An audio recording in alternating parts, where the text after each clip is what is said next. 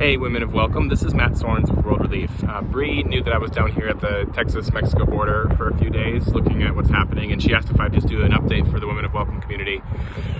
So we've been here with our partners at Ibarra, who do this amazing work working with local churches on both the Texas border, the side of the border, and the Ciudad Juarez, Chihuahua side of the border in Mexico.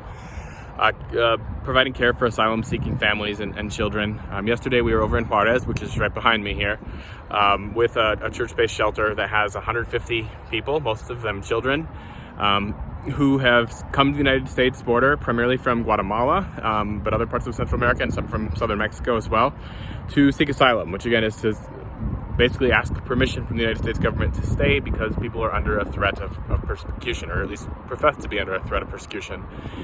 In most cases, what we're seeing right now is that asylum seekers are being turned away, especially if they're single adults. If they're families, it's more of a mixed bag. We've heard formal announcements just in the last 24 hours that actually the Biden administration says that families and others in uniquely vulnerable situations will be considered on a humanitarian basis.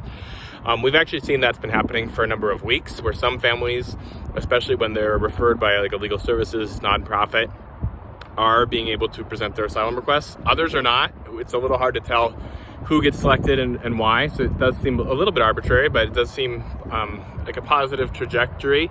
As background, these people under the U.S. law have the right to request asylum, but under another U.S. law, Title 42, because of the pandemic, because of coronavirus, since the pandemic began under both the Trump administration and then now continued under the Biden administration, that public health law has been sort of taking precedence over our asylum laws in most cases, and people have been being told you're not going to be allowed to request asylum. So that's roughly what we're seeing. I think it's, what I would ask of you is just keep the families and the individuals in those church-based shelters and in other shelters. And frankly, there's people who are not in shelters at all.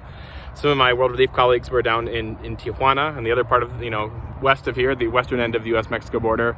There are thousands of people sleeping in tents just on the port of entry, right in front of the U.S. border.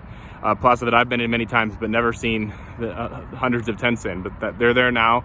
People have been returned under Title 42 and are hoping that maybe if they wait long enough, they'll get a chance to request asylum. But it's not a safe situation for those families in particular.